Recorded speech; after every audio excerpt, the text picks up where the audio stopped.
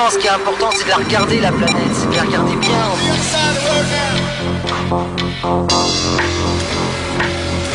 They lied to us. They knew what was going on all along.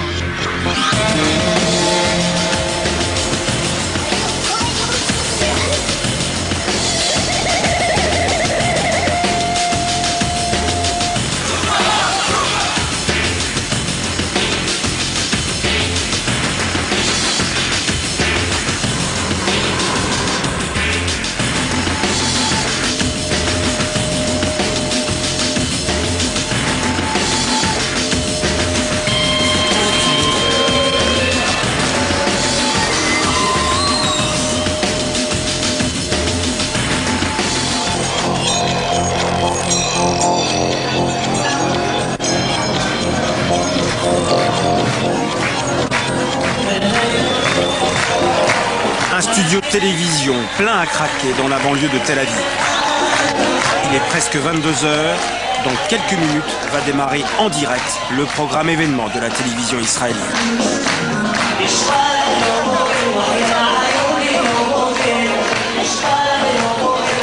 Le chauffeur de salle prépare le public au show d'Eli Gatzpan, un comique féroce qui 4 fois par semaine brocarde les travers de la société israélienne et se permet de rire de tout. לא תמצאו זה בשום מקום אחר, רק בערוץ הקניות כאן בחוג'ה ברבון.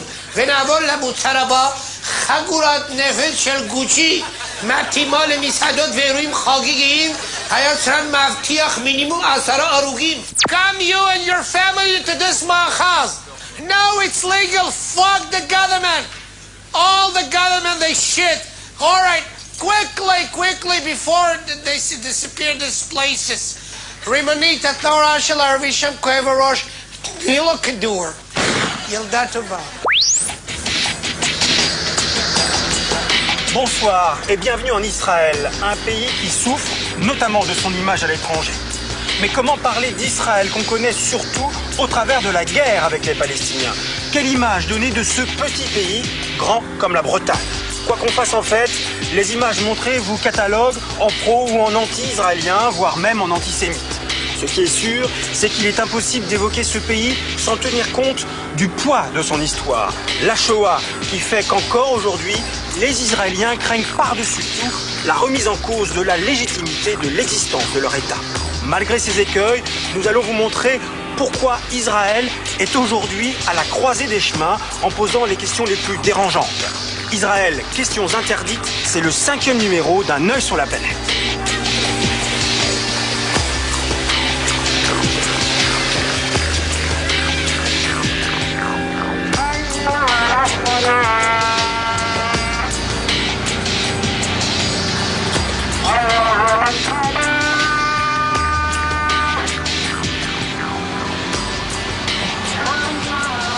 S'il existe bien un mot tabou aujourd'hui en Israël, c'est le mot de mur. Ici, on préfère parler de clôture de sécurité. Alors, c'est vrai dans certains endroits, mais dans ce faubourg de Jérusalem, il s'agit bien d'un mur comme vous pouvez le voir.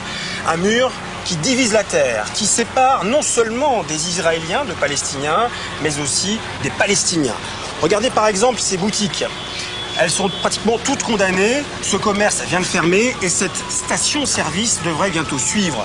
Son propriétaire, qui habite à 2 minutes d'ici, doit désormais mettre 2 heures pour rentrer chez lui de l'autre côté du mur, car il a un détour à faire maintenant de 25 km. Alors, avec cette construction, avec l'occupation des territoires, avec le comportement d'un certain nombre de soldats, des voix en Israël s'élèvent pour dénoncer pareils agissements.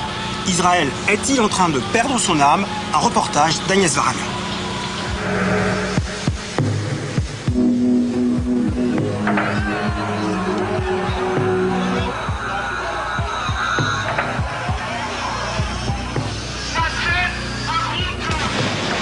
Attentats, répression, occupation, il faut sortir de l'engrenage de la violence, sinon Israël court à la catastrophe.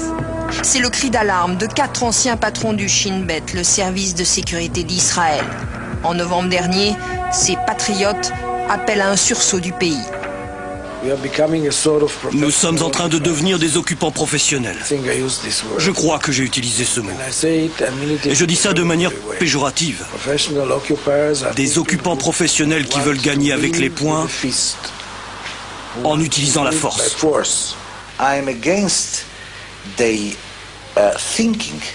Je suis contre ceux qui pensent qu'en opprimant, en forçant, en tuant et en humiliant les Palestiniens, on les fera ramper vers la table de négociation. La majorité des Israéliens pensent qu'il n'y a pas d'avenir pour Israël dans la bande de Gaza et en Cisjordanie, et que nous devons céder ces territoires. Comme ça, nous serons débarrassés de la population palestinienne qui y vit.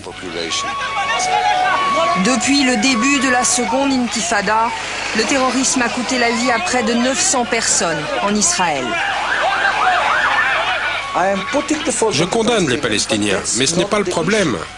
Le problème, c'est que doit faire Israël pour son propre avenir? Ce n'est pas de chercher à qui la faute. Les Palestiniens sont mauvais, méchants, meurtriers, tout ce que vous voulez. Je ne les défends pas, bien au contraire. Ils sont responsables de ce qui se passe ici. Mais le problème, ce n'est plus de savoir qui il faut accuser. La question, c'est que doit-on faire pour rendre notre vie meilleure et plus facile? Je ne crois pas que l'État d'Israël soit menacé par le terrorisme. Le terrorisme n'est pas une menace pour l'existence de l'État d'Israël. C'est dramatique. La population paie le prix fort, mais ce n'est pas une menace pour l'État d'Israël. Ce constat émane de l'ancien président de la Knesset, le Parlement israélien. Selon lui, la sécurité du pays ne doit pas être le prétexte à l'occupation des territoires palestiniens. Et puis il y a la prise de position de héros de l'armée comme Iftar Spector, un as de la chasse israélienne. En 1981, il participe au bombardement de la centrale nucléaire irakienne d'Ozirak. Israël doit arrêter les terroristes, parfois en utilisant la force. Mais ça ne donne pas le droit à Israël de tuer des gens innocents. Israël doit arrêter les terroristes, parfois même les tuer. Je suis d'accord. Mais il y a des lois pour faire la guerre. Même pour combattre, mener une guerre, vous devez respecter la loi. Sinon, vous êtes exactement comme les terroristes. Avec Iftar Spector, 26 autres pilotes signent en novembre une pétition. Ils refusent toute mission dans les territoires palestiniens. Vous ne verrez pas leur visage. L'armée de l'air les a sanctionnés, mais ils espèrent revoler un jour et pour cela doivent rester anonymes. Le sang de nos familles et de nos amis nous aveugle. Ce que nous demandons aux gens, c'est qu'ils lavent ce sang et qu'ils regardent de l'autre côté, reconnaissent et voient qu'il y a des êtres humains en face d'eux. D'accord, certains sont des terroristes. Oui, peut-être que ces terroristes méritent de mourir. Ce que je dis, c'est que juste à côté de ces terroristes, il y a une nation tout entière. Est-ce qu'on doit laisser les terroristes nous dicter notre morale? Ou est-ce qu'on la définit nous-mêmes? Je peux vous dire que depuis que je suis dans l'armée, j'ai pu voir et je vois à quel point cette limite a été repoussée. Il y a 3 ans, un pilote de chasse n'aurait jamais pensé qu'un jour, il pourrait décoller du centre d'Israël, voler 2 minutes, s'arrêter au-dessus de Gaza et balancer une bombe d'1 tonne juste au milieu d'une zone très peuplée.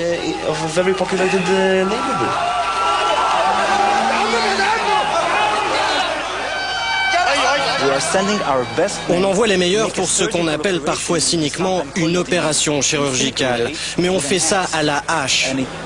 Et peu importe que tu sois un excellent chirurgien, un bon professionnel avec une conscience, de toute manière, du sang innocent va couler. Je me suis engagé dans les forces de défense israéliennes, pas dans les forces d'occupation israélienne. Et c'est quelque chose de très très clair pour moi. L'occupation qui, selon ces militaires, corrompt la nation israélienne. Pourquoi déshabiller les gens pour savoir s'ils ont une carte d'identité? Pourquoi arrêter une ambulance où se trouve une femme en train d'accoucher? Ceci n'est pas humain. Nous avons le pouvoir d'être polis et on ne s'en sert pas. On se sert de notre pouvoir pour être impoli. Et ça n'a pas de sens pour moi.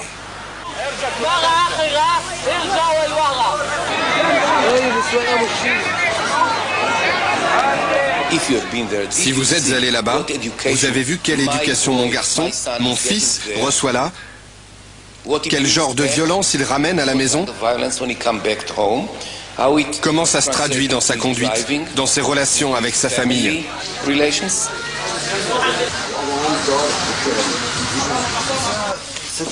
Zeev Sternel est un historien connu, spécialiste de l'extrême droite française. Pour lui, le conflit actuel n'a plus rien à voir avec les premières guerres d'Israël. J'ai fait 4 guerres, je les ai faites contre des armées arabes, 3 fois contre les Égyptiens. Jamais nous n'avions affaire aux populations civiles. Pour la première fois aujourd'hui, le soldat, le tankiste, le parachutiste, l'officier de commando se trouve face à une population civile dont il a peur parce qu'il ne sait jamais où se trouve le danger et face à laquelle il joue le rôle de garde-chiourme. Et cela, le sionisme ne l'a jamais voulu. Le sionisme n'a jamais voulu transformer les Arabes palestiniens en habitants d'un grand camp de concentration, parce que c'est ce que la Cisjordanie en fait est devenue.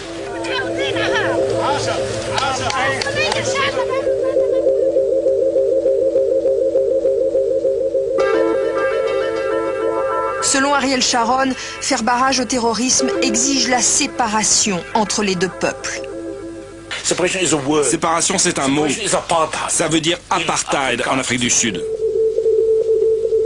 Celui qui parle d'apartheid, c'est Meron Benvenisti, l'ancien maire adjoint de Jérusalem. C'est quoi la séparation? Une séparation dans quelles conditions? Dans des conditions d'égalité? C'est fantastique. Mais si la séparation veut dire que je vais parquer l'autre dans une réserve d'Indiens, avec une clôture autour, alors la séparation, ça signifie la prison. Supposons, on met un mur, supposons dans ces perspectives maladives, à mon avis, perverses, de croire que créer un mur entre eux et nous va nous protéger. Mais alors, où on va mettre le 1,1 million Palestiniens qui font 20% de la population israélienne, qui sont israéliens? On va aussi faire un mur entre eux et nous? Et après, qui c'est qu'on va encore emmurer? Les juifs qui ne sont pas 100% juifs? Les Russes qui ne sont pas tous juifs? Les travailleurs immigrés? Mais c'est une philosophie perverse. La vie n'a plus de sens. De vivre dans un enfermement permanent, c'est ça qu'on appelle la folie. Ces hommes qui se dressent affirment écouter leur conscience. Beaucoup parlent au nom d'un idéal, celui du sionisme, qui voulait, après les pogroms et la Shoah, créer sur cette terre un refuge pour tous les Juifs. Israël devait incarner la lumière des nations. L'État juif se devait d'être le pays de la justice et de la morale.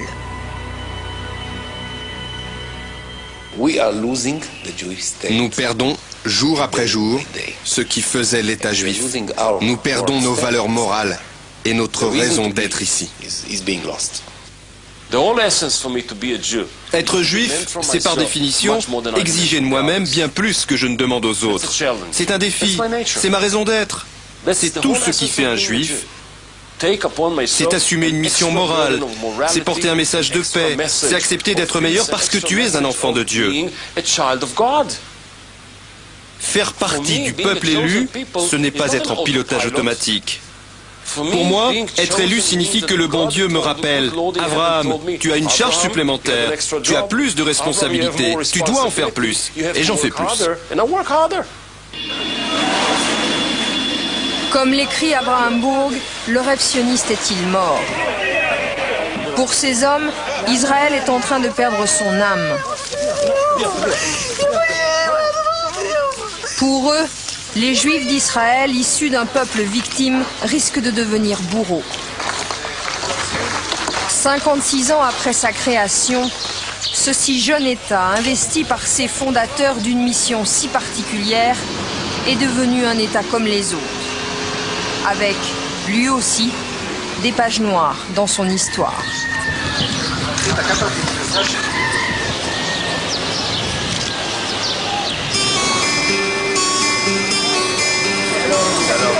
Ces paroles fortes émanent d'une minorité en Israël. Près de 2 Israéliens sur 3 ont réélu Ariel Sharon et soutiennent sa politique de fermeté. Voilà ce qu'on entend au marché de Jérusalem à propos de ces hommes qui osent dénoncer cette politique. Ils ont le droit de parler. On est dans un pays démocratique. Ils ont le droit de tout dire. Mais vous êtes d'accord? Je ne suis pas d'accord. Qu'est-ce que vous pensez des refusniks, ceux qui refusent de faire leur service militaire dans les territoires? Il ne faut pas aller là-bas. D'abord, je pense qu'il faudrait les attraper et ensuite les punir très sévèrement. Les Juifs, ils n'ont jamais perdu la morale parce qu'ils ont la valeur d'avoir un pays. Le monde entier, il a tout, chacun sa maison. Nous, on n'a pas eu une maison. Mais maintenant, on a une maison. Mais y compris en construisant un mur, monsieur? On est obligé de le construire tout le temps. Ils sont en train de nous tuer. Qu'est-ce que vous voulez qu'on fasse d'autre? On ne peut rien faire d'autre. Il y a des gens qui viennent ici se faire exploser et après il n'y a plus personne, plus de clients pendant un mois. Ici on a construit des cafés mais ils viennent se faire sauter. Les gens ne sortent plus de chez eux. On appelle ça une muraille de protection. Alors pourquoi vous êtes contre cette muraille de protection? Ça veut dire que vous n'avez pas envie qu'on se protège et que vous êtes satisfait uniquement quand il y a des attentats, quand on... C'est qui vous?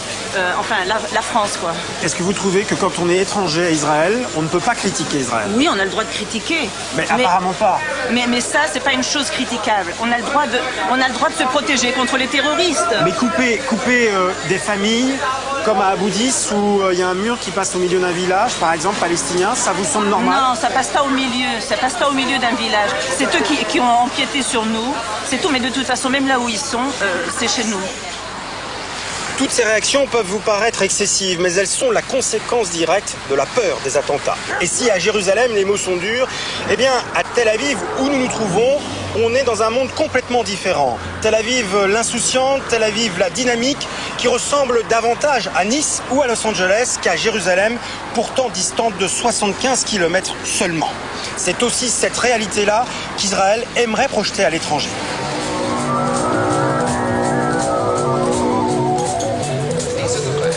Israel's economy is growing by an average of 6% annually.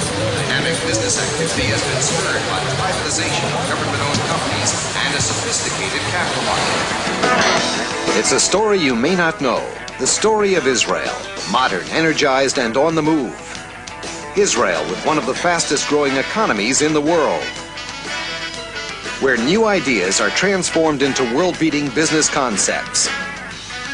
A state-of-the-art society that's stable and sophisticated.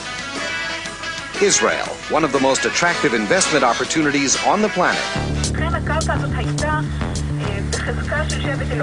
Cette image dynamique permet à Israël d'attirer, encadré par l'agence juive, de nouveaux migrants.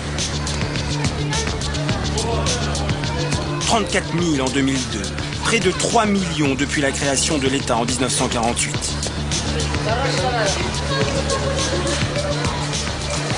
Ce centre accueille par exemple 1200 juifs éthiopiens. La plupart à leur arrivée ne parlent pas un mot d'hébreu. Durant 2 ans, ils sont pris totalement en charge. Le coût de cette intégration, $100 000 par personne, entièrement financé par la diaspora juive. Un effort considérable, le prix à payer pour préserver le caractère juif de cet État.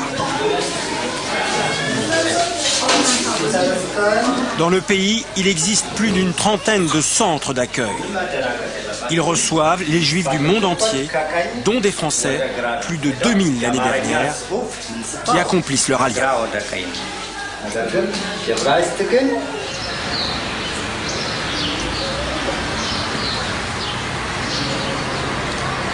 Il y a combien de nationalités ici?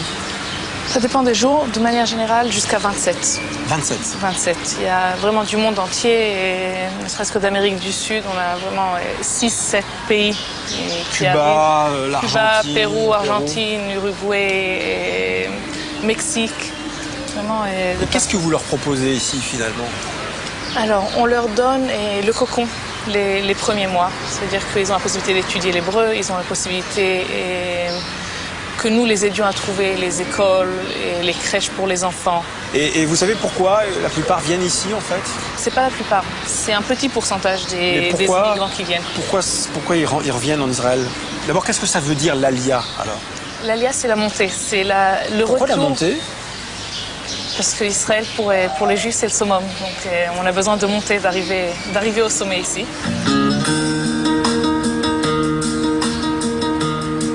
Pourquoi les gens viennent? Pour chercher quelque chose qu'ils n'ont pas trouvé dans le pays dans lequel ils sont nés, pour revenir à une certaine source, pour se sentir chez soi.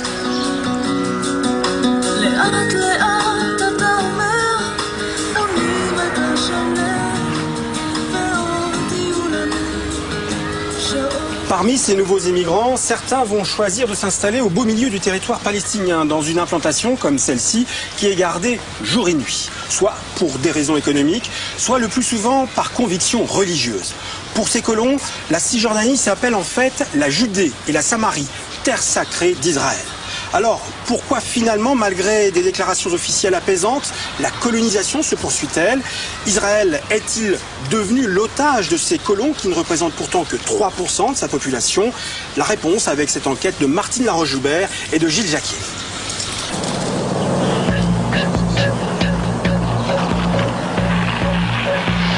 Bus blindé. Gilets pare-balles et casques pour les colons. Soldats sur le qui-vive, 3 militaires ont été tués la veille par une kamikaze sur un checkpoint voisin. Nous sommes au carrefour de tous les dangers. Un point de passage à l'entrée de la bande de Gaza. Ici, 7500 colons vivent au milieu d'1 200 000 Palestiniens. Ces implantations ont été créées il y a plus de 30 ans, après la guerre des 6 jours, pour des raisons dites stratégiques. La frontière égyptienne est à quelques kilomètres. Nous prenons le bus vers l'implantation de Netzarim. La route s'enfonce en terre palestinienne. Les colons n'aiment guère les médias, mais ils nous ont envoyé pour guide Dina, une jeune fille au visage d'ange. C'est très dur de voyager sur cette route. Presque chaque jour, on cherche à nous tuer, à mettre une bombe dans le bus, à lancer une roquette, à nous tirer dessus. C'est pas facile d'être ici. Un trajet d'une vingtaine de minutes. Nous arrivons à Netzarim, une enclave israélienne de quelques kilomètres carrés. Dès la grille franchie, des tirs. Ce n'est pas habituel. Ça arrive surtout pendant la nuit quand les terroristes essayent d'entrer ici. Mais ce matin, je ne sais pas ce qui arrive. Ça fait peur. Ce climat de guerre, un quotidien avec lequel ils ont appris à vivre. Comme tous les enfants, cela joue sur le chemin de l'école, mais les adultes, eux, marchent armés ou un livre de prière à la main. 60 familles à peine. Leur mission, servir de rempart, selon eux, en cas d'agression contre Israël. Voici ma réponse aux terroristes. Même si vous voulez me faire partir, que je ne sois pas ici, même si vous voulez me tuer, moi je resterai ici et je serai heureuse et je continuerai ma vie ici.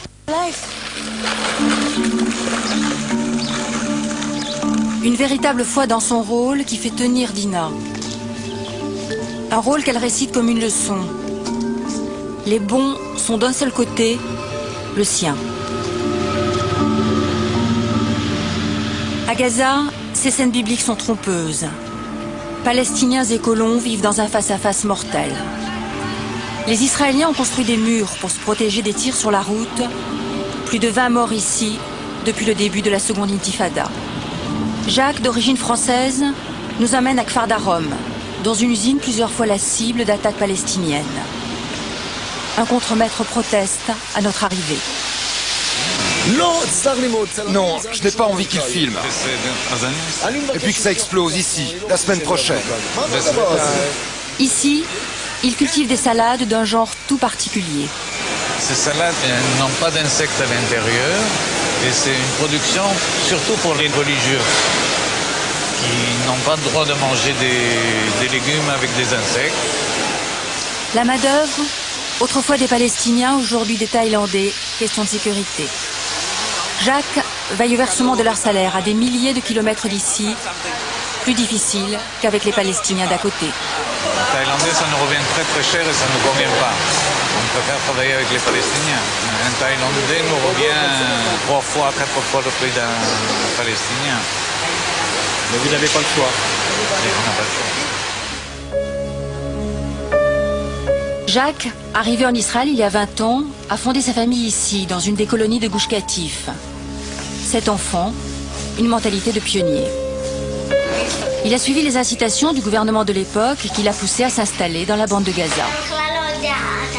Alors aujourd'hui, comme hier, il respectera d'éventuelles instructions. S'il y avait un ordre du gouvernement comme quoi vous devriez évacuer, vous partiriez? Absolument. Absolument, tout le peuple. Il y a une certaine limite. C'est pas de nous mettre à la porte du pays d'Israël, mais... Il y en a qui disent qu'ils ne partiraient à aucun prix. Il y a toujours un prix à payer. Il y a toujours un prix à payer. Mais le prix, c'est la paix. Partir comme Jacques ou rester comme Dina. Du comportement des colons dépend en partie une solution pacifique au Proche-Orient. À 2 heures de là, la Cisjordanie. De nombreux Israéliens vivent dans ces colonies parce que c'est moins cher. Loyers attractifs et avantages sociaux. Certains accepteraient de partir en échange de compensations financières, mais sur 230 000 colons, plus du tiers vit dans de véritables villes autour de Jérusalem, comme ici, Ma'ale Adumim. Des villes que les Israéliens ne considèrent plus comme des colonies, elles sont déjà annexées de fait. L'avenir de la paix se joue ailleurs, là où idéologie et religion se confondent, comme à Hébron avec ses 500 colons. Ils ont quasiment vidé le cœur d'une ville de 120 000 Palestiniens. Vous parlez quelquefois avec des Palestiniens comme eux? Dans le passé, oui. Aujourd'hui, c'est très rare. C'est très difficile, vous savez, quand vous menez une guerre, vous devez être très prudent pour ne pas coopérer avec l'ennemi. L'ennemi, c'est le Palestinien. Alors on promène bébé, M16 en bandoulière. Une image difficile à assumer.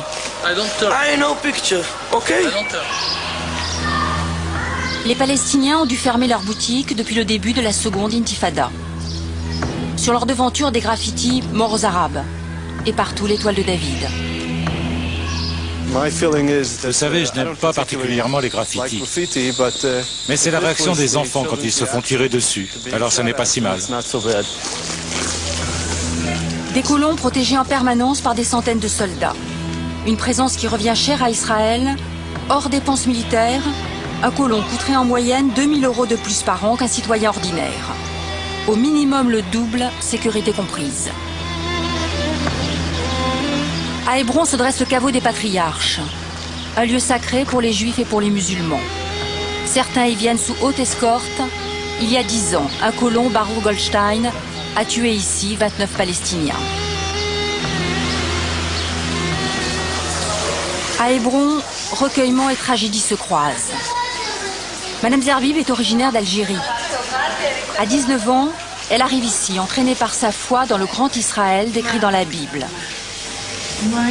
Un choix payé au prix fort. Lorsque notre petite fille Shalevet a été assassinée par les terroristes il y a 2 ans et demi, C'est vrai que c'était très difficile, ça a tout remis en question, mais en fin de compte, c'est un choix qu'on a fait dans notre vie pour Hebron, et c'est pour Eretz Israël. Et on accepte avec amour tout ce que Dieu fait. Une tragédie qui l'a rendue intransigeante. Pour elle, la solution serait d'expulser 2,5 millions de Palestiniens hors de Cisjordanie. Oui, pourquoi pas? Si on peut se permettre de transférer des Juifs, pourquoi pas transférer des Arabes? Je pense qu'il y a suffisamment de place. De toute façon, il y a 127 pays arabes dans le monde, pourquoi pas? S'il y a déjà quelqu'un qui dérange, ce sont les Arabes, ce sont eux qui doivent partir, pas nous. Elle a recueilli sa fille dont le mari est en prison. 17 mois ferme pour transport illégal d'explosifs. Aurital, 24 ans, 4 enfants, vit au milieu de ce que les Israéliens appellent la jeunesse des collines.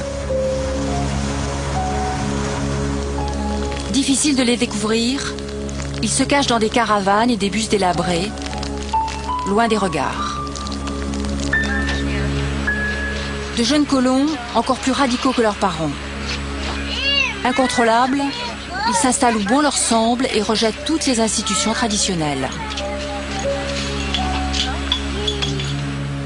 Certains refusent même de parler aux non-juifs. Je ne veux pas parler à ces journalistes, ça va rendre mon âme impure. Si j'avais la force morale d'affronter leur impureté, je leur dirais dans les yeux. Nous retrouvons ces jeunes face à l'armée pendant la démolition de cette synagogue construite sans permis.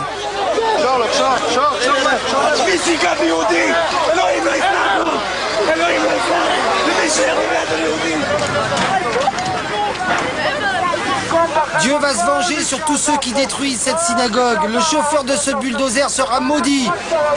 Des expulsions spectaculaires, mais le lendemain, d'autres bâtiments seront échafaudés.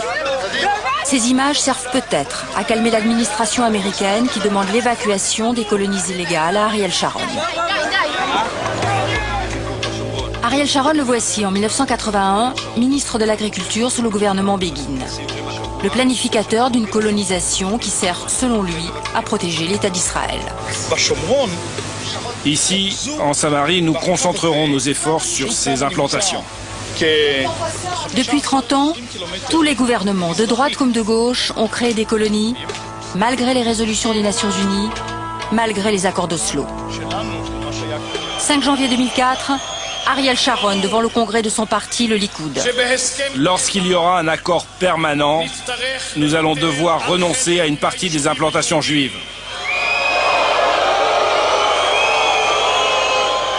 C'est le tollé.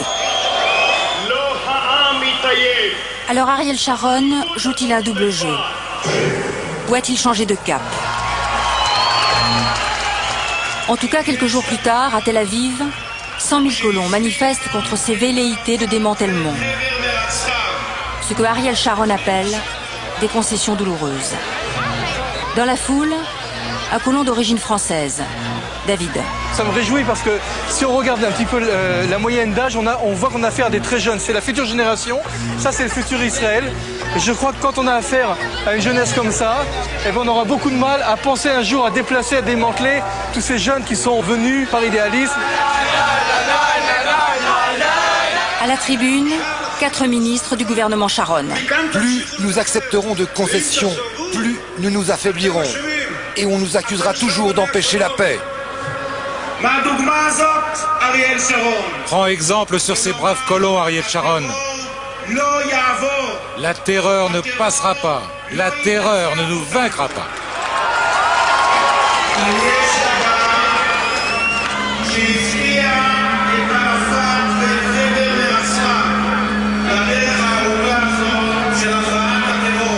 Et les députés du Likoud, ils sont là, ils sont à la tribune ce soir, ils sont ici derrière nous.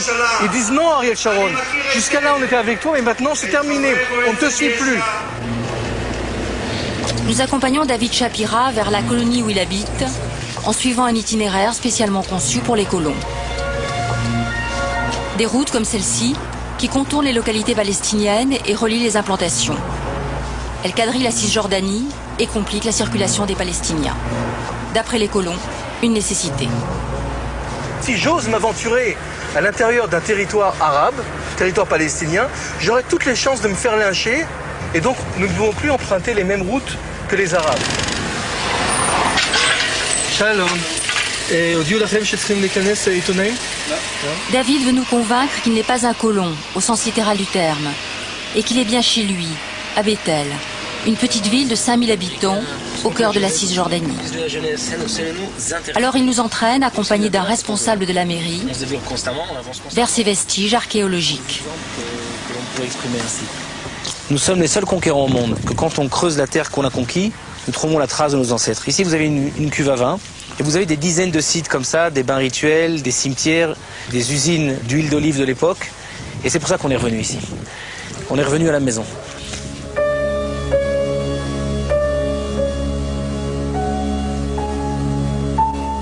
Le nom de Bethel est inscrit selon eux dans la Bible. Alors qu'importent les lois des hommes. Même l'air inspire la sainteté ici. L'air, simplement, le sol, tout. Nos ancêtres ont vécu ici, je vois pas pourquoi. C'est bien avant que les Arabes soient là. Palestiniens, etc., peu importe comment on peut les appeler. Si pour des raisons de paix, on vous demande de partir? Ça, c'est sûr que si le gouvernement demande de partir, on partira, tant pis. Mais ce sera pour revenir encore plus, avec plus de force un peu plus tard. Une conviction imperméable à toute contradiction. David diffuse cette bonne parole sur Internet. Quant à l'avenir politique des Palestiniens, il se montre très réservé. Je vois quelque chose qui ressemblerait à un État, ce que j'appellerais État minus, c'est-à-dire un genre de fédération autonome qui pourrait s'autogérer dans les affaires civiles. Pour cet État minus, pas d'armée, un territoire morcelé et des pouvoirs limités. Les Palestiniens peuvent-ils l'accepter? Adversaire des colons, Dror Etkes, chef d'équipe de l'observatoire de l'organisation israélienne La Paix Maintenant. Chaque semaine, il prend l'avion et surveille les avancées de la colonisation. Nous sommes maintenant à Tel Aviv, et puis nous allons voler autour d'Hébron. Vous voyez toutes ces colonies.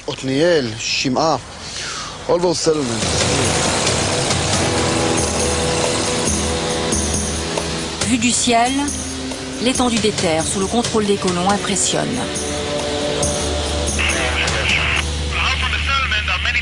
Il y a de nombreuses routes qui partent des colonies. Et c'est un moyen qu'ont trouvé les colons pour agrandir la surface de ces colonies. Vous voyez, elles ne sont pas très étendues. Mais avec ces routes, les colons contrôlent une zone 3-4 fois plus grande. La mission de Dror, traquer les avant-postes, une centaine, qui pourraient être la base de nouvelles colonies. Vous voyez là à droite ces containers blancs? Vous voyez là, à côté de la route? C'est une manière évidente d'agrandir les colonies. Je vais aller au ministère de la Défense avec la photo et je vais leur dire, espèce d'enfoiré, regardez ce que vous laissez faire. Vous voyez là cet avant-poste? Le gouvernement a annoncé qu'ils allaient le démanteler la semaine dernière. Depuis, rien n'est arrivé. Migron, l'avant-poste le plus important en Cisjordanie. Un avant-poste s'installe comme ça. On pose des antennes téléphones au sommet d'une colline, un gardien s'installe, puis sa famille, des proches. C'est illégal, mais en quelques semaines, une petite colonie voit le jour. Pour la protéger des chiens d'attaque. Ils sont, paraît-il, très efficaces. Mais cet avant-poste est-il vraiment illégal? En tout cas, ce sont des employés des services publics qui viennent poser l'électricité.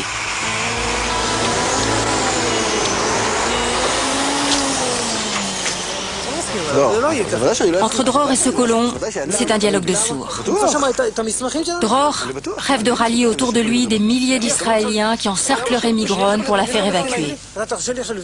Le colon prétend que son avant-poste est sur le point d'être légalisé par le gouvernement. Un débat sans fin. Pendant ce temps, la clôture de séparation gagne du terrain. À certains endroits, elle s'enfonce déjà de plusieurs kilomètres en Cisjordanie pour protéger le maximum de colonies. Le tracé à venir n'est pas encore exactement défini, mais il pose déjà problème. Pour ceux qui s'y opposent, ce tracé dessine sans doute les frontières du futur État palestinien réduit à une simple enclave. Le dossier devrait être examiné par la Cour internationale de justice de La Haye. La bataille du mur commence.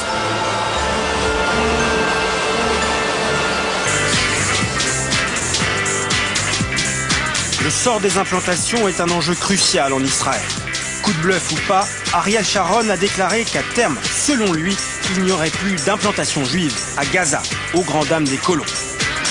Emmanuel Navon est membre du Likoud, le parti d'Ariel Sharon.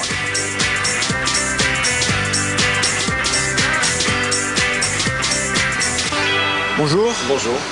Alors, quelle solution pour ces colons? Est-ce que Israël n'est pas quelque part l'otage aujourd'hui de cette population qui est très minoritaire quand même? D'abord, je crois que le problème, le terme lui-même de colon est, je dirais, insultant. Puisque dire qu'un juif qui habite dans sa patrie historique est un colon est une aberration historique. Le fait qu'effectivement il s'agisse d'une population juive dans une région qui n'a pas de statut juridique final défini pose un problème effectivement qui peut être résolu dans le cadre de négociations. Si on parle d'une solution de 2 États pour 2 nations, un État juif pour les juifs, un État arabe pour les arabes. Je vous rappelle que dans l'État juif, dans l'État d'Israël, nous avons 20% de citoyens arabes, nous avons des citoyens arabes à Jaffa, à Haïfa ou d'autres villes. Alors pourquoi, dans le cadre d'une solution de 2 États pour 2 nations, n'aurait-il pas d'habitants juifs dans l'État arabe? La solution de 2 États pour 2 nations n'implique pas forcément l'absence d'une minorité. La question, elle est simple, où va Israël? Je crois que nous sommes sur le seuil de décisions historiques et stratégiques qui n'ont pas été prises ces 30 ou 40 dernières années et qu'après la séparation unilatérale qui est en train d'être appliquée, nous aurons un État juif souverain avec une majorité juive. Malheureusement, l'OLP n'a pas voulu de cette paix qui lui a été offerte. Elle devra se contenter de ce qui lui reste face à un État juif qui continuera de se défendre, qui n'acceptera pas cette méthode hypocrite de faux accords pour améliorer sa situation stratégique face à Israël, et que nous aurons un État juif souverain, bien entendu qui ne sera pas sur la totalité de la terre d'Israël. Nous devrons renoncer à de nombreuses parties de cette terre historique, mais nous pourrons réinvestir notre énergie nationale dans l'éducation, dans la science, dans la culture, et nous défendre face malheureusement à des voisins qui ne nous ont toujours pas acceptés comme État juif souverain. Il y a un sondage qui a fait beaucoup parler de lui en Israël et en Europe, qui place ce pays en tête des pays les plus dangereux pour la paix du monde. Sondage réalisé auprès de 15 pays européens et 15 pays de l'Union européenne, et 11 de ces 15 pays ont placé Israël en tête. Comment vous avez réagi quand vous avez vu ça? Je ne connais pas d'autres pays au monde où on pose en question, on remet en question la légitimité même du pays à la lumière de sa politique. Je crois qu'un des problèmes dans la façon dont l'Europe perçoit Israël, c'est que beaucoup d'Européens perçoivent Israël comme une espèce de cadeau qui a été donné par les Européens, comme un dédommagement contre la Shoah. Et bien entendu, cette représentation est fausse. Ce pays ne nous a pas été donné, c'est notre pays, nous l'avons construit nous-mêmes. Bien avant la Shoah, ce n'est pas un cadeau européen, et que c'est aux Européens de résoudre ce problème de perception vis-à-vis d'Israël. Le fait que nous ayons parfois une politique qui puisse déplaire ou une politique qui ne soit pas la bonne, c'est très possible. C'est pour ça que nous avons une société démocratique pour critiquer cette politique et pour la changer en cas de besoin. Mais encore une fois, si cette critique c'est vis-à-vis du droit d'Israël à se défendre et à déterminer sa frontière de façon unilatérale, si cela ne plaît pas aux Européens, tant pis.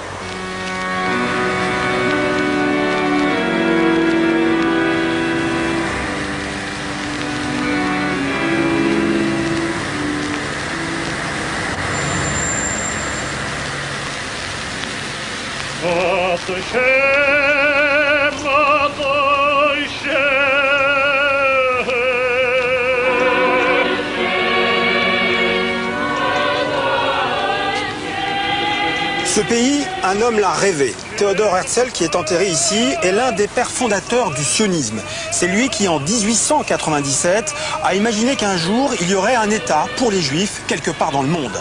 Mais il était si peu religieux qu'il envisageait cette création dans des pays comme l'Argentine ou l'Ouganda.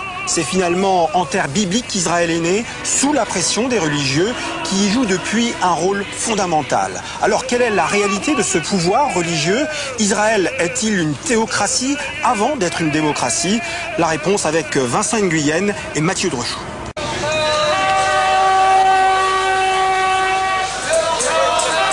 Au marché de Jérusalem, chaque vendredi, c'est la même histoire. Venant d'un autre âge, quand arrive le soir, ils sortent de nulle part. Ici, on les appelle les Haredim, les craignants Dieu. Ils sont pressés, et à coups de corne, ils pressent les autres. Dans quelques minutes, ce sera Shabbat, jour du repos. Vendre et acheter sera interdit. Conduire un véhicule, manipuler quoi que ce soit d'électrique, interdit. Dieu en a voulu ainsi. Tant que les commerçants n'auront pas éteint les lumières et fermé boutique, la toque de fourrure leur sifflera dans les oreilles. Dans ce marché, comme dans tout le pays, les juifs ultra-religieux sont minoritaires. Les marchands se moquent un peu d'eux, mais au bout du compte, ils obtempèrent. Pur folklore ou vrai symbole? Quand peu après, une sirène annonce officiellement le début de Shabbat, ce ne sont pas les orthodoxes qui interdisent aux voitures de traverser leur quartier, mais la police de Jérusalem. Shabbat Shalom. La ville sainte observe un silence pieux et Israël s'interroge sur la place de la religion dans sa démocratie.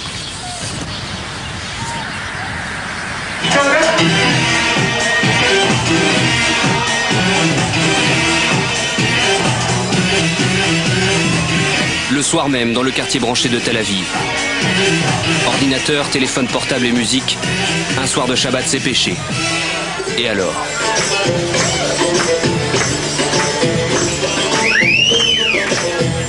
Ici on fait la fête. Et on consomme autant d'alcool que d'électricité.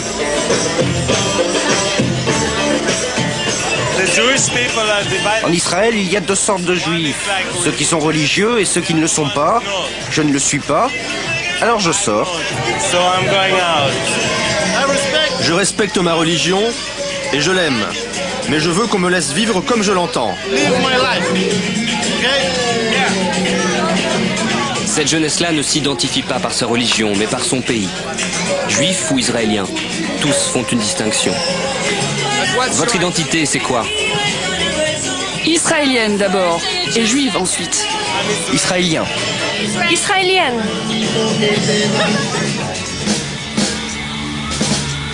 Israël. État juif ou État des Juifs? Claude Klein a beaucoup réfléchi à la question. Cet universitaire a traduit le texte fondateur du sionisme, écrit par Theodor Herzl à la fin du XIXe siècle. Dans ce texte, l'homme évoque plus une terre refuge qu'une terre promise.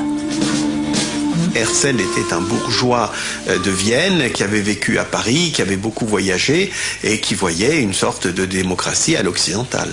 Et je crois qu'il le dit de façon extrêmement claire. Il a notamment une formule extraordinaire. Il dit nous garderons les rabbins dans les synagogues comme il faut garder les soldats dans les casernes. Mais en Israël, près de 10% des juifs sont ultra-religieux.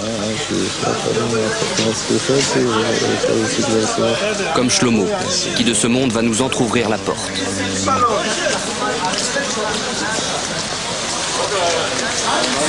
Il habite Mea Shearim à Jérusalem. Autour de ce quartier vivent des dizaines de communautés orthodoxes. Elles ont des règles et des codes vestimentaires distincts, mais le néophyte n'y voit que du noir. Vivre en Israël, pour les Haredim, c'est d'abord un paradoxe. Pour eux, seule l'arrivée du Messie aurait justifié la création d'un État hébreu. Mais ils habitent quand même en Terre Sainte, parce que c'est un des préceptes divins qu'ils doivent observer. Il y en a 613 en tout, 248 obligations et 365 interdits règlent leur vie. Ici, on regarde le visiteur de travers, et on en exige une tenue correcte, surtout pour les dames. Pas de décolleté, pas de manches courtes, pas de jupes courtes, pas de pantalon et pas d'habits trop moulants. Pourquoi? Parce que ici l'éducation c'est... On essaye de... pas de cacher, mais on essaye de protéger les enfants de tout ce qui est pros, tous les problèmes de ce monde, etc. Donc ils veulent pas que ça rentre dans leur... comme ils disent, c'est notre quartier et c'est notre mode de vie, il faut pas déranger. Alors, les hommes en noir n'aiment pas être filmés. Ils n'aiment pas la télé, d'ailleurs ils ne l'ont pas. Trop moderne et décadente. L'affichage reste pour eux le meilleur moyen d'information. Le cinéma est muré depuis longtemps. Les Haredim vivent en autarcie culturelle. Ils ont même leur propre ligne de bus. Les femmes à l'arrière et les hommes devant.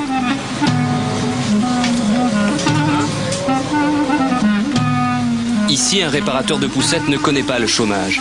C'est l'accessoire numéro 1 des familles orthodoxes, dont la natalité est galopante. De briques et de broc, les appartements sont toujours en travaux. Les enfants poussent les murs, littéralement.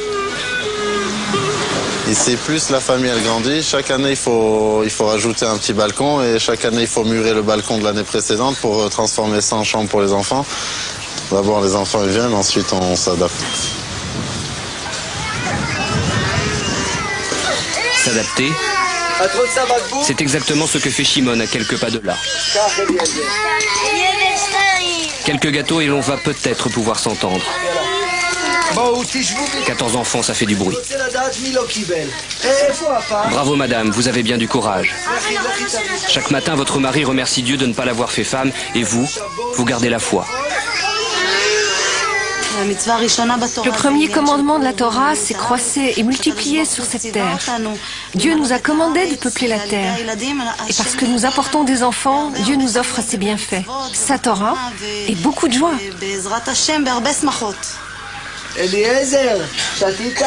Eliezer est le petit dernier et il le restera. Le rabbin, unique décideur en matière de contraception, a autorisé ses parents à souffler un peu.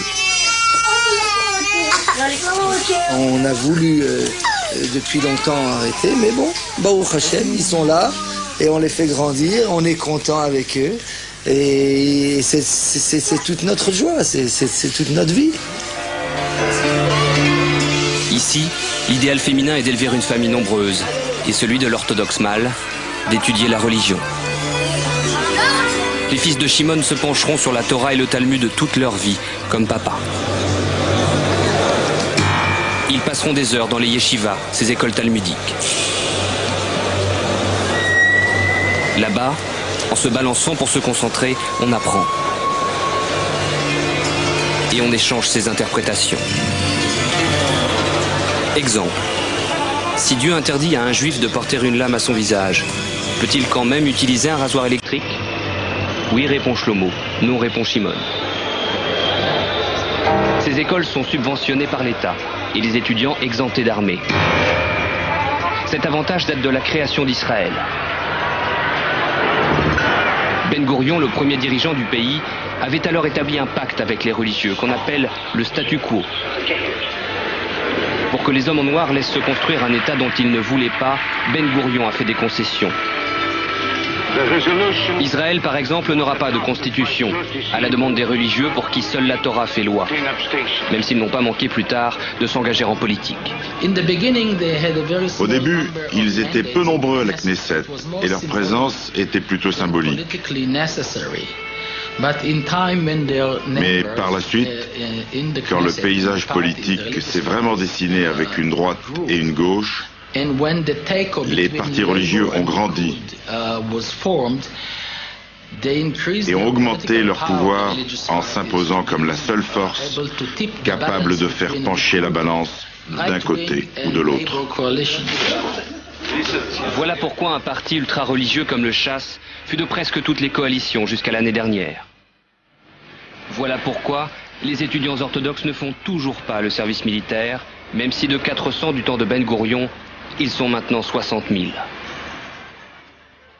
Faire l'armée en Israël, ça veut dire donner au minimum 2 ans de sa vie pour les filles, 3 ans pour les garçons, risquer sa peau pour son pays. Et les laïcs là-dessus ont un profond sentiment d'injustice.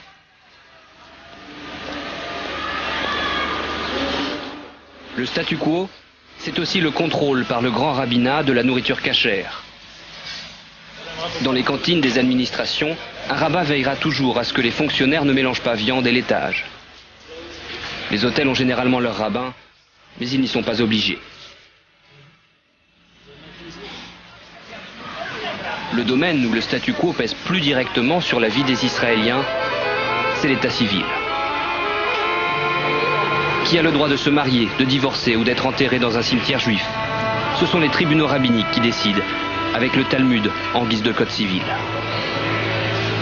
Et s'il y a un doute sur la judaïté d'une personne, ce rabbin n'autorisera pas son mariage au nom de la survie du peuple juif. Le seul petit peuple qui a survécu depuis 3000 ans, alors que de grandes civilisations ont disparu, c'est le peuple juif. Et c'est la Torah qui l'a préservé. Le mariage est le ciment du peuple juif. Autrement, nous finirons tous goy.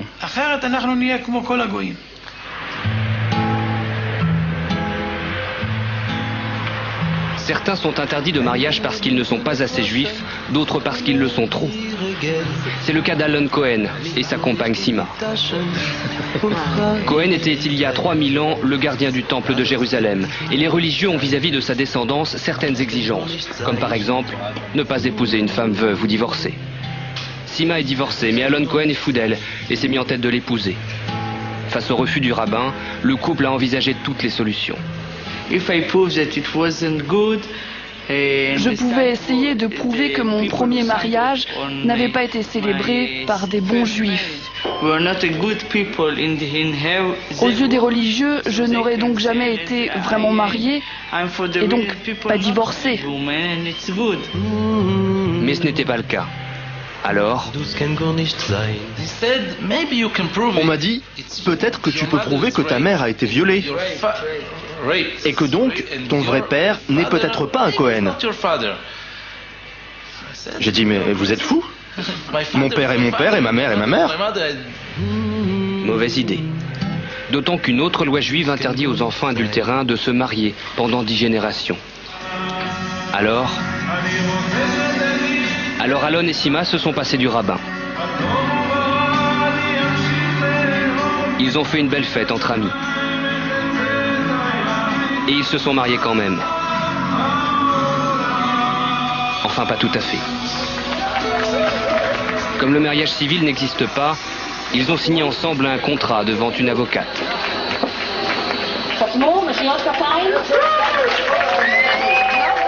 Ce mariage, même symbolique, est pour cette avocate un acte de résistance laïque. Les enfants Cohen auront les mêmes difficultés. Donc on ne résout pas le problème. Et tant que l'État d'Israël n'aura pas adopté le principe du mariage civil, le nombre de problèmes de ce genre va s'accroître. Et à la fin, je pense que le système ne conviendra qu'à une petite minorité. Irit Rosenblum a commencé il y a 2 ans en mariant un couple d'immigrés russes dont les rabbins ne voulaient pas reconnaître la judaïté. Son organisation, Nouvelle Famille, a célébré l'année dernière le vrai faux mariage de 400 couples en Israël. Et ça ne plaît pas à tout le monde. J'ai beaucoup de pression, mais pas trop agressive. Les religieux attaquent plutôt en justice. Ils enquêtent et essayent de chercher la petite bête dans nos affaires. Mais jusqu'à présent, ça va. On survit. On continue le combat encore et encore. Et je crois qu'on va gagner. Parce que chaque année, nous avons de plus en plus de gens qui s'adressent à nous. De plus en plus de couples choisissent aussi de prendre le large. Grâce à des agences spécialisées, ils vont se marier civilement à Chypre, puis régularisent leur union à leur retour. Fuir son pays pour échapper au rabbin, malaise. Que veut dire statu quo dans une société moderne en pleine évolution? Sa population change. 1 million d'immigrants russes moins pratiquants viennent d'arriver. Des restaurants ouvrent pendant Shabbat. Et l'on trouve même des charcuteries pour vendre du porc, le moins cachère des aliments. Quand les religieux passent devant, ils font comme ça. Des fois, ça les rend dingues. Alors ils mettent de la colle dans la serrure. Ils veulent qu'on ferme. On a l'habitude de se chamailler avec eux, mais ça va. Lui ne se chamaille pas avec les orthodoxes, il les combat. Nomi Lapid, l'ultralibéral, est devenu le porte-parole de la bourgeoisie laïque. Avec son parti, le Chinouille, il voulait l'année dernière remplacer les religieux dans l'échiquier politique. Il a réussi. À l'annonce du résultat des élections, il annonce sans complexe « Nous allons changer le visage de la société israélienne ». Le résultat, c'est que Lapid a été très fort, puisqu'il est venu chez Sharon en disant « Voilà, moi j'entre dans ton gouvernement, mais sans les ultra-orthodoxes ». Et donc Sharon a cédé. Ça a été à la stupéfaction générale, puisque le Chasse avait soutenu Sharon, notamment aux élections de 2001. Le Chasse, parti ultra-orthodoxe, est donc écarté. Lapid devient ministre de la Justice et son ami Avraham Porras prend le ministère de l'Intérieur, jusqu'alors bastion des religieux. Le programme est libéral et sans concession avec les hommes en noir. Nous devrions mettre ces gens au travail. Nous devrions les convaincre de faire moins d'enfants. Et ils devraient faire partie de nos forces armées. Car nous sommes malheureusement dans une situation où nous avons besoin de l'armée. Nous ne pouvons pas accepter que des gens choisissent délibérément de ne pas travailler pour passer leur temps à étudier la Torah. Et tout ça aux frais de l'État. C'est impossible.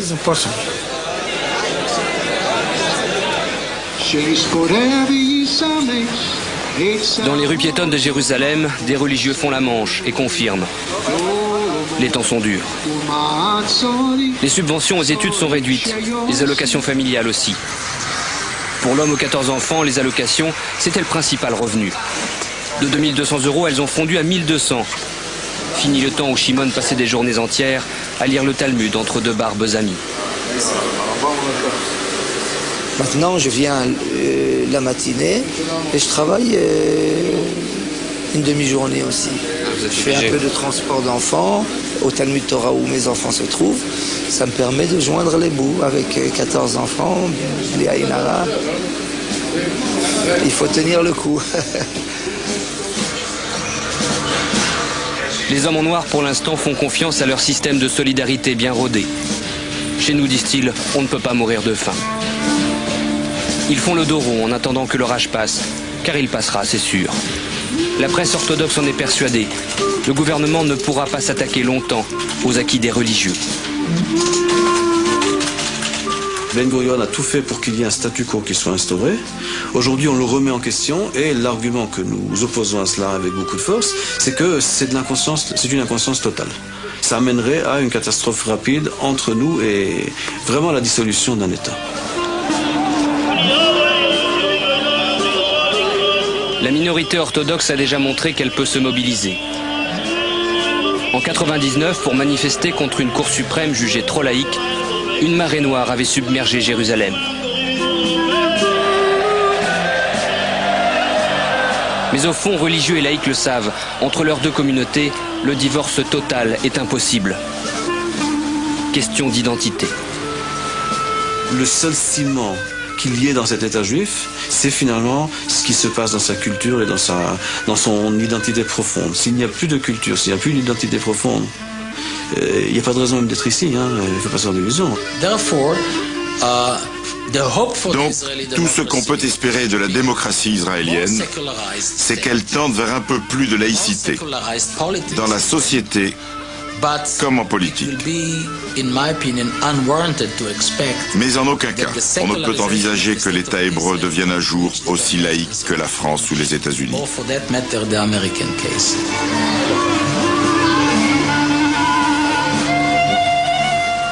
Difficile défi que celui d'Israël, à la fois démocratie moderne et terre promise.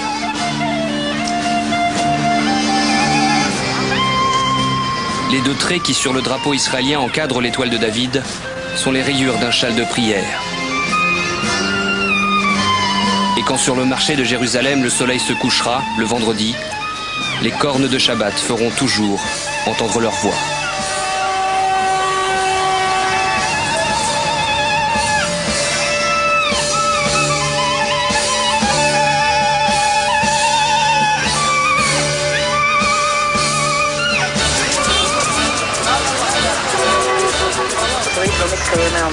Le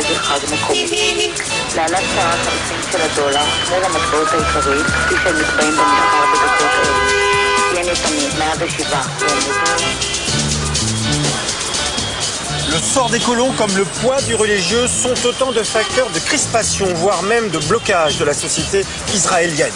Mais en élisant 2 fois Ariel Sharon, les Israéliens ont choisi, une majorité d'entre eux pensent que pour vivre en sécurité, il faut se séparer des Palestiniens, quitte à accepter des situations d'exception. Nous sommes au barrage de Kalandia, près de Ramallah. Voici les femmes israéliennes de l'association Martom Watch. Elles ne sont pas bien nombreuses, un peu plus de 200 dans le pays. Elles se relaient pour essayer d'empêcher les débordements de l'armée face aux Palestiniens. Ce jour-là, comme très régulièrement, des incidents éclatent. De jeunes Palestiniens se sont approchés d'un peu trop près de la clôture de sécurité. Un véhicule militaire s'approche. Des soldats se déploient. Et très vite, sans sommation, vont ouvrir le feu.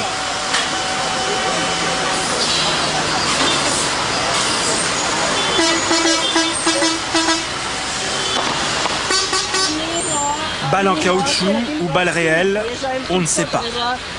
Mais cela provoque la colère d'Yvonne Mansbach, qui appelle immédiatement l'état-major pour décrire la situation.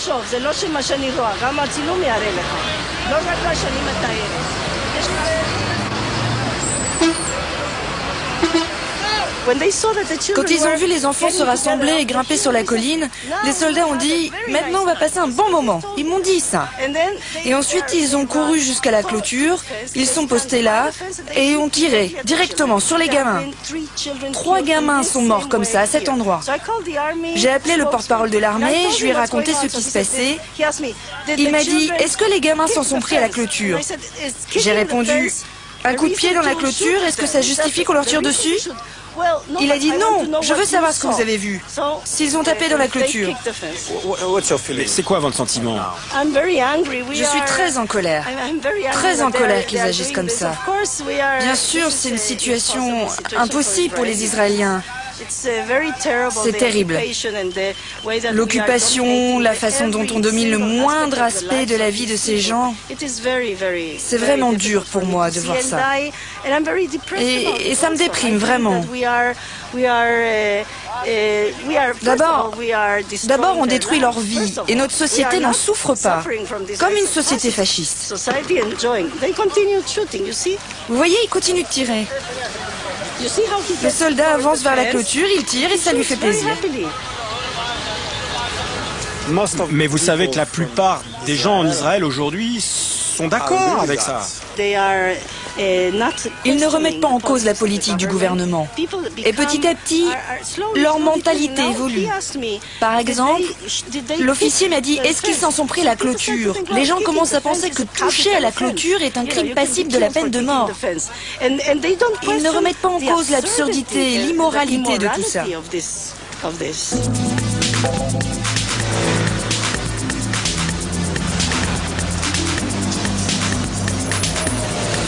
Une liberté de parole, une révolte qui ne trouve que peu d'écho dans l'Israël d'aujourd'hui. Cet incident est tellement commun qu'il ne fera pas l'objet d'une ligne dans la presse israélienne. Nous sommes dans les locaux d'Haaretz, l'un des grands quotidiens du pays, qui relate sans complaisance le conflit avec les Palestiniens et ses conséquences. Plus de 3 ans d'intifada qui pèsent moralement sur la société israélienne, mais aussi économiquement. Nous avons rendez-vous avec Daniel Ben-Simon, un homme plutôt à gauche, un des grands éditorialistes du journal Haaretz.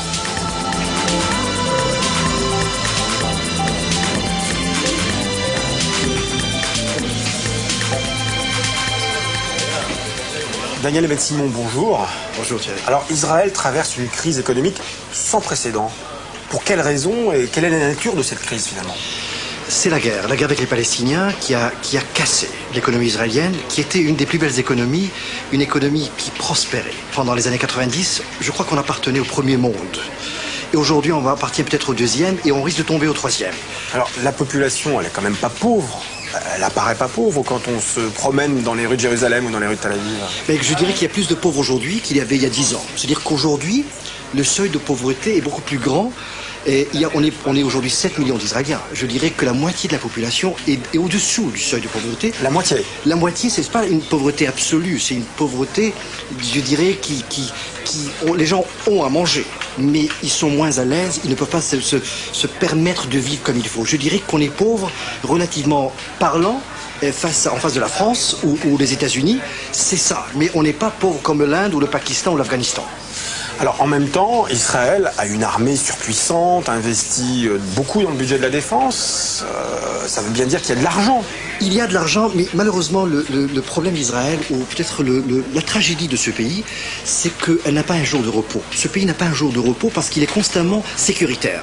On a un Premier ministre qui passe 24 heures par jour sécuritaire. On a un gouvernement sécuritaire. On a un programme de vie sécuritaire. Ça se traduit comment? Ça se traduit parce que l'argent va vers la sécurité. Les meilleurs gens, les meilleurs cerveaux vont vers la sécurité. Je dirais on travaille pour l'armée aujourd'hui. À quelle hauteur, finalement, les dépenses publiques vont vers la défense plutôt que vers le social, par exemple? Écoutez, je peux dire que les Israéliens ont perdu 30% de leur niveau de vie économique en 3 ans. C'est terrible. 30% en 3 ans parce que l'armée absorbe de l'argent. Le besoin sécuritaire, le besoin de maintenir la Cisjordanie, de maintenir l'intifada palestinienne, c'est des centaines de milliers de gens qui travaillent jour par jour. Afin de maintenir ça, ça coûte des milliards de dollars. Ces milliards viennent des gens comme moi, comme les gens qui travaillent ici. 2 fois, on nous a coupé le salaire ici, afin de maintenir l'effort militaire. C'est pas seulement nous, c'est tous les Israéliens. Combien de temps cela peut-il encore durer? Tenir comme ça? Je crois que les Israéliens, malgré la réussite dans toutes ces guerres, sont dans un état de lassitude. Et je crois qu'il y a un cri général d'essayer l'option de la paix. Est-ce qu'on peut vivre naturellement ici ou pas? Si on arrive à la conclusion qu'on est une caserne militaire et qu'on doit vivre comme des militaires, je crois qu'on a perdu le sionisme. On a perdu l'âme de cet État.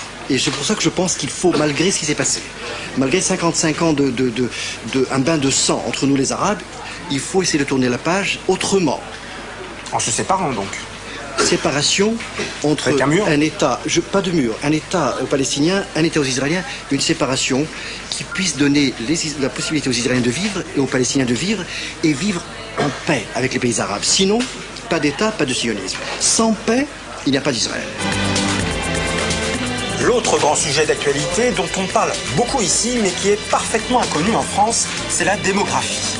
Par définition, Israël se veut un État juif et démocratique, mais en Israël même, il y a une forte minorité arabe qui a choisi la citoyenneté israélienne. Ces Arabes israéliens représentent près de 20% de la population et leur poids démographique va en augmentant. Officiellement, les Arabes ont les mêmes droits que les Juifs israéliens, mais vous allez le voir, la réalité est plus compliquée. C'est l'enquête de Tania Rachmanova.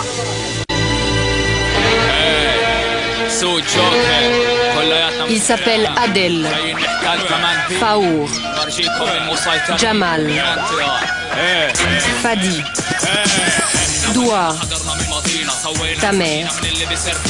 Tous, ils sont arabes israéliens. Comme eux, ils sont 1 200 000 en Israël, près d'1 habitant sur 5. Selon la déclaration d'indépendance, ils ont les mêmes droits que les habitants juifs, ils votent. Aujourd'hui, parmi 124 députés de la Knesset, 11 sont arabes. Et pourtant, ces arabes ne se sentent pas considérés comme des citoyens à part entière. Dans cet État, du Premier ministre au dernier employé du service public, chacun considère l'État comme un État juif, un État pour les Juifs. Les Arabes ne sont que tolérés ici. Pour moi, cette attitude est déjà discriminatoire. La discrimination est-elle réelle? Comment se traduit-elle dans la vie quotidienne? Nous sommes allés à la rencontre de ces Israéliens que nous connaissons si peu, les citoyens arabes de ce pays.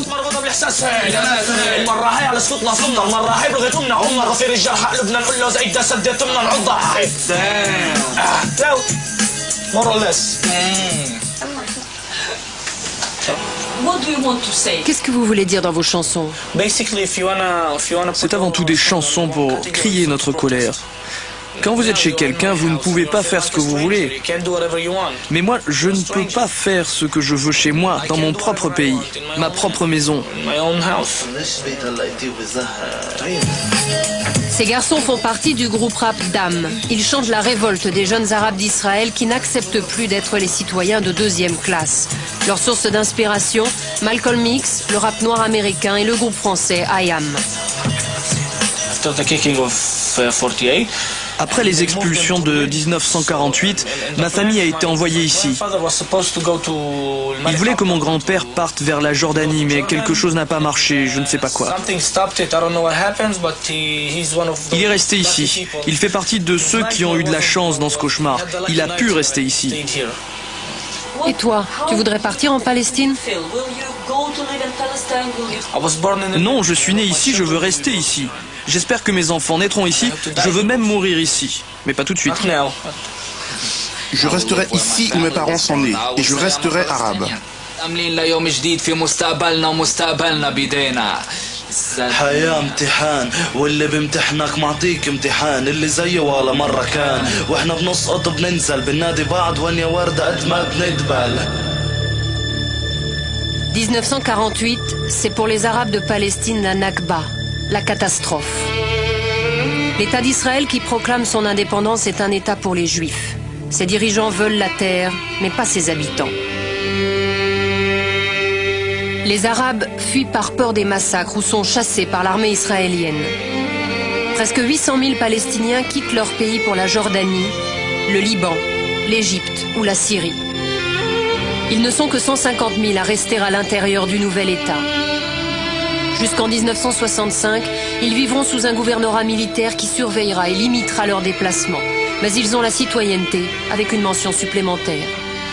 Arabe, musulman et libre. Ce vieillard habite Araba Naïm, un village qui ne figure sur aucune carte officielle car il n'est pas reconnu par l'État d'Israël. En 1965, ces Arabes ont vu l'armée confisquer leur village pour en faire un champ de tir. Ces paysans ont refusé d'abandonner la terre de leurs ancêtres. Ils ont monté ces baraquements à côté du nouveau terrain militaire. Ils y sont toujours.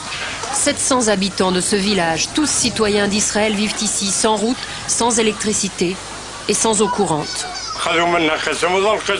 Nous avions beaucoup de terres, mais ils ont tout confisqué. Il nous reste encore un tout petit terrain, mais nous ne pouvons pas construire parce qu'il faut un permis.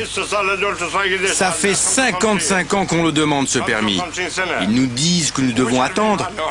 Alors on attend, toujours.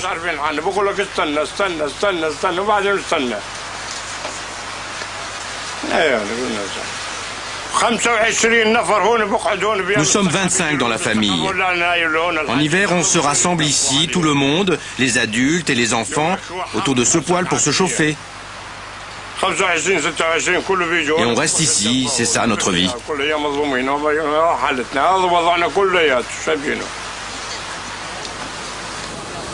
En Israël, aucun village juif ne connaît de telles conditions de vie. Coincé entre les terres d'un kibboutz et un champ de tir de l'armée israélienne, le village Arab al-Naïm peut être rasé par la police à tout moment. Salut, comment ça va? Ça va. Rien ne change, on résiste. Mohamed préside l'association des villages non reconnus d'Israël. Ici, son association a organisé la construction de cette route pour accéder au village.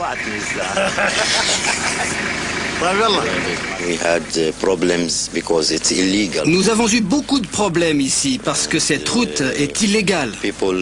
Ce sont les gens eux-mêmes, notre association, nos hommes politiques, qui se sont organisés pour construire cette route.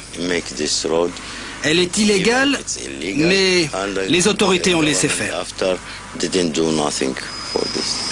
Le combat de Mohamed est de faire reconnaître par l'État les 55 villages arabes illégaux qui abritent aujourd'hui au minimum 70 000 habitants. Les Arabes d'Israël ne vivent pas tous dans des bidonvilles. La plupart d'entre eux ont des maisons confortables et un niveau de vie bien supérieur à celui des Palestiniens ou même des Arabes des pays voisins. Mais leur problème principal reste la terre. En Israël, 93% de la terre appartient à l'État. Ici, on ne la distribue qu'aux Juifs et presque jamais aux Arabes. L'histoire d'Adel illustre bien cette inégalité. Infirmier à l'hôpital, Adel gagne bien sa vie. Sa famille, comme beaucoup d'autres, est bien intégrée dans la société israélienne. C'est d'ailleurs en hébreu qu'Adel a choisi de nous raconter son histoire. J'ai vécu une longue période dans le secteur juif, pas loin de Tel Aviv. Il y avait beaucoup de juifs dans la région et on voyait le progrès de leur qualité de vie, avec une bonne éducation, de bonnes écoles, au village ou en ville. Tout ça n'avait pas d'importance quand j'étais seul. Mais quand j'ai eu des enfants, j'ai voulu leur donner une bonne éducation. Un jour, Adel découvre une annonce qui invite les citoyens d'Israël à venir s'installer dans une ville nouvelle, Katsir. Une belle école, une piscine, des espaces verts, un endroit idéal pour élever ses 4 filles.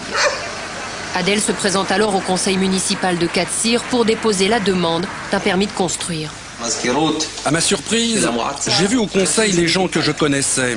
Je les avais soignés, je les côtoyais. Ils m'ont dit « Comment vas-tu ? C'est sympa de venir nous voir. Tu veux un café ?» Je leur ai dit « Je ne suis pas venu pour boire un café. Je suis venu parce que je veux habiter ici. » Ça a fait l'effet d'une bombe. Ils se sont concertés entre eux et ils m'ont dit « Tu es sympa, on t'aime bien, on ne veut pas t'embêter, mais tu perds ton temps ici. On va appeler un chat un chat. Ici, on n'accepte pas les Arabes. » Adel refuse de se résigner. Il est le premier Arabe à avoir osé porter plainte pour discrimination raciale. 7 années de bataille juridique. En 2002, la Haute Cour israélienne rend son verdict. Adel Kaadan, citoyen d'Israël, peut acheter une concession à Katsir. 2 ans plus tard, Adel n'a toujours pas de permis de construire. Le conseil municipal de Katsir, sous divers prétextes, refuse de lui vendre un terrain. Adel continue de venir à Katsir. C'est ici qu'il veut construire sa maison. Il est bien décidé à continuer de se battre pour réaliser son rêve.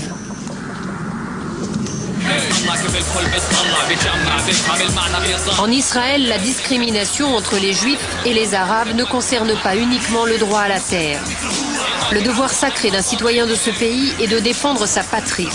Comme ici à Tel Aviv, on voit des soldats partout. Le service militaire est obligatoire pour les Juifs, garçons et filles, mais pas pour les Arabes. L'armée forge des amitiés à vie, elle ouvre aussi le droit aux prêts immobiliers très avantageux, aux bourses d'études. C'est aussi un critère de sélection pour l'accès au travail.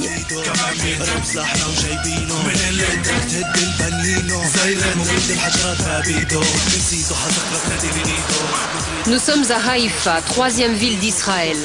Cette ville a toujours été un des meilleurs exemples de cohabitation réussie entre Juifs et Arabes, qui représente ici 12% de la population. À Haïfa, la mixité existe à l'école et dans le travail, et malgré cela, les 2 communautés se mélangent rarement. À l'université, 20% des étudiants sont arabes. On y a même créé un centre judéo-arabe, l'un des rares lieux en Israël où la jeunesse des 2 communautés peut apprendre à se connaître. J'ai grandi à Haïfa, une ville mixte, mais je n'ai jamais rencontré d'Arabes. Je n'ai jamais eu d'amis arabes ni de voisins arabes. Mais au lycée, je me suis intéressée à la langue et à la culture arabe. Moi, je pense que nous, les Arabes, nous connaissons mieux les Juifs qu'ils ne nous connaissent. Avec le déclenchement de la 2e intifada en octobre 2000, tout bascule. Les jeunes Arabes israéliens sortent dans la rue pour manifester leur soutien aux Palestiniens des territoires. La police tire sur les manifestants. En une semaine d'affrontements, 13 Arabes israéliens sont tués. Un choc pour tout le pays.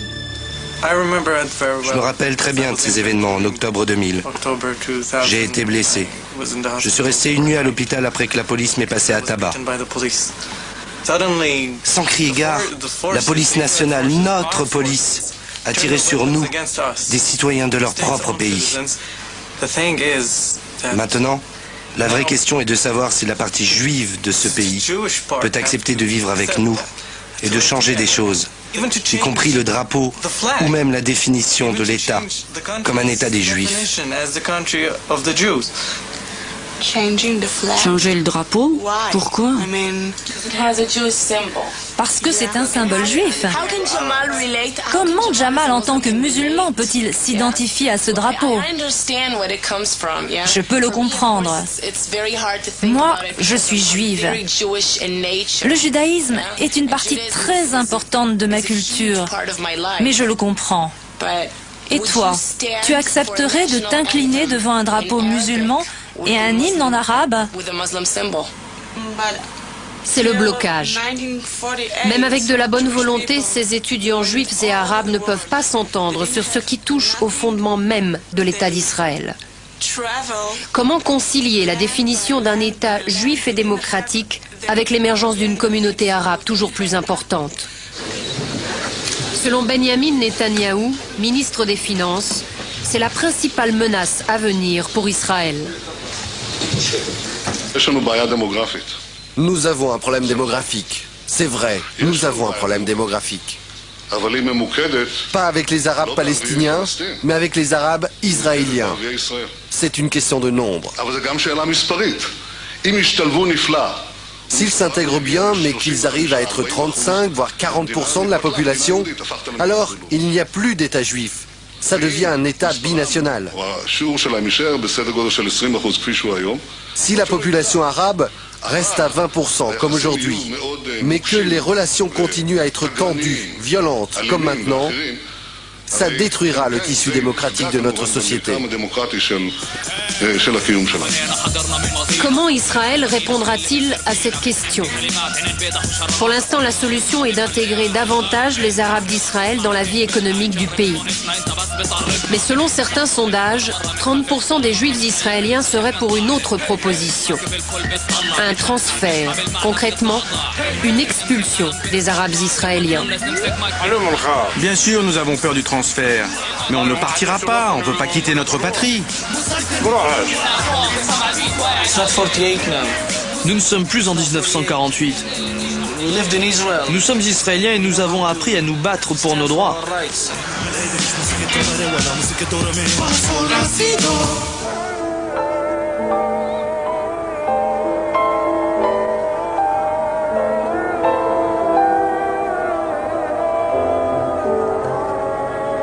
L'idée de l'expulsion des Arabes israéliens paraît pour la majorité du pays irréalisable. L'autre scénario évoqué par les plus hautes autorités israéliennes prévoit l'échange de territoire.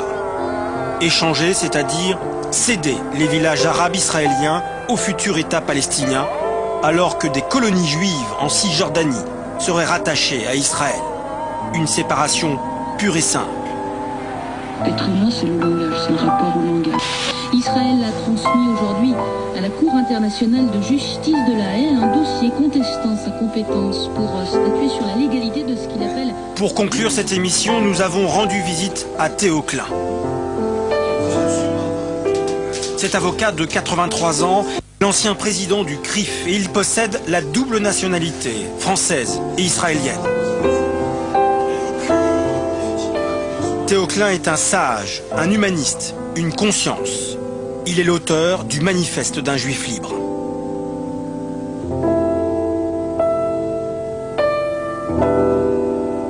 Théo Klein, bonsoir. Bonsoir. Alors moi, pour commencer cette interview, j'ai envie de vous poser une question toute simple. Où va Israël aujourd'hui?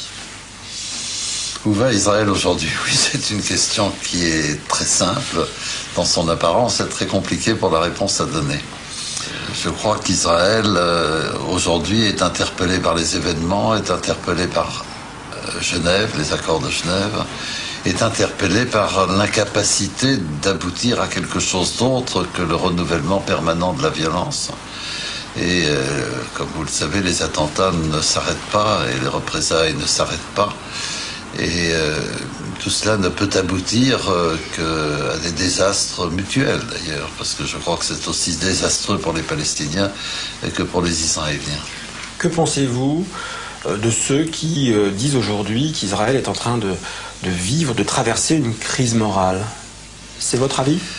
Je crois qu'Israël traverse une crise qu'on pourrait considérer comme existentielle. C'est-à-dire qu'Israël est à la recherche de sa propre définition. Vous voyez bien que le problème des frontières, c'est le problème de la définition d'Israël.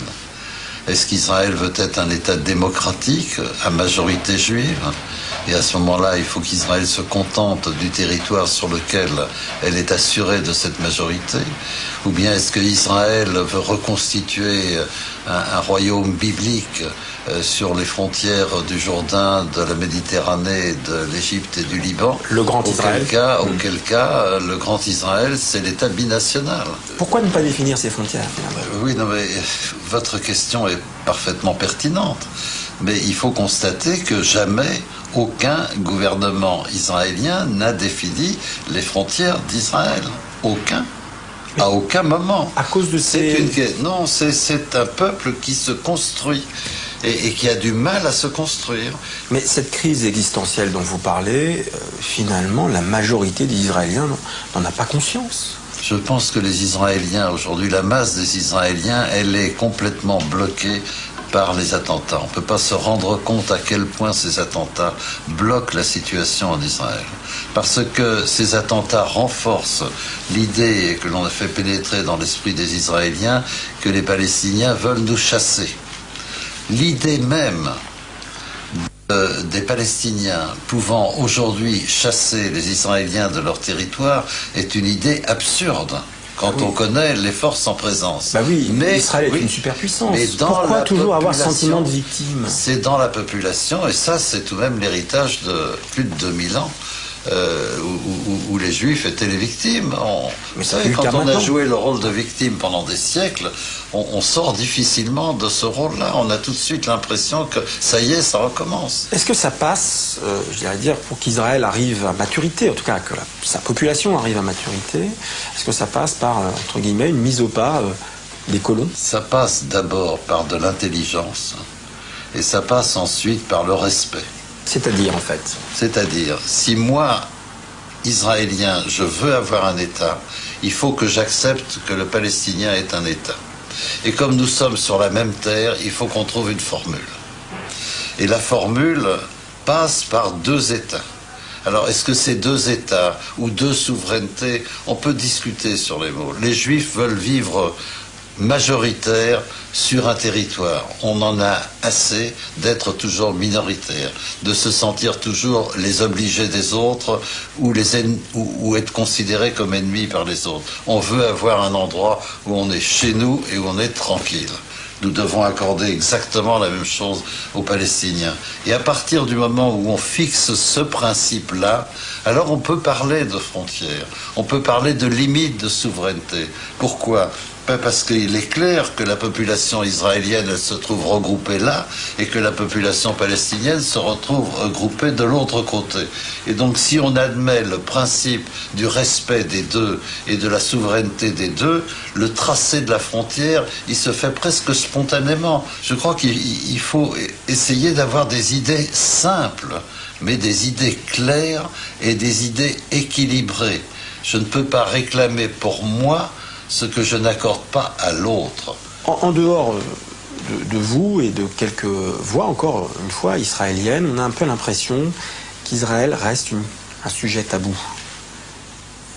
Est-ce que, en tant qu'observateur, vous n'avez pas ce sentiment-là, finalement? C'est-à-dire qu'on ne se comporte pas vis-à-vis d'Israël comme on se comporterait vis-à-vis d'autres États? Eh bien, écoutez, je suis de ceux qui le regrettent.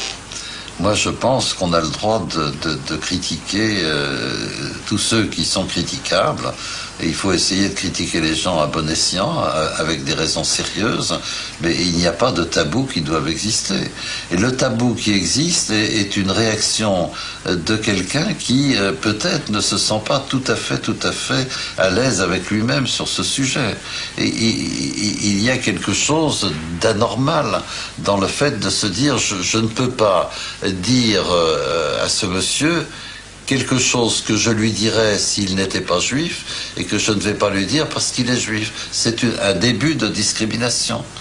Je ne vois pas l'utilité de cette chose-là et je la regrette. Mais en même temps, je pense que de notre côté, quand nous sommes critiqués, il ne faut pas non plus que nous réagissions tout de suite en disant « nous ne sommes critiqués que parce que nous sommes juifs ». Je peux être critiqué pour beaucoup de choses, que je sois juif ou pas. Il faut mettre les événements là où ils sont et les analyser pour ce qu'ils sont. Et ne pas mélanger tout et ne pas créer justement, recréer cette atmosphère extraordinairement dangereuse où vous n'avez pas le courage de me dire en face ce que vous pensez parce que vous avez peur d'être traité d'antisémite et où moi je vais réagir fortement à votre égard parce qu'au fond la raison pour laquelle vous êtes furieux, je ne veux pas en discuter parce que moi-même je ne sais pas si ma position est juste, alors je vous renvoie dans la figure que vous êtes antisémite. Non, ça c'est quelque chose, c'est un jeu trop dangereux.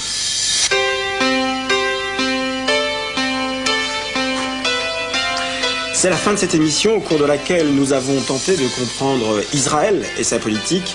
Israël, une société à la croisée des chemins qui se cherche et qui va devoir, vous l'avez compris, faire des choix historiques. Pour plus d'informations, rendez-vous sur le site france2.fr. Bonsoir, à très bientôt. En exclusivité pour RCJ, chanson pour Israël. Oui, je défendrai le sable d'Israël, la terre d'Israël, les enfants d'Israël, quitte à mourir pour le sable d'Israël, la terre d'Israël, les enfants d'Israël. Je défendrai contre tout ennemi le sable et la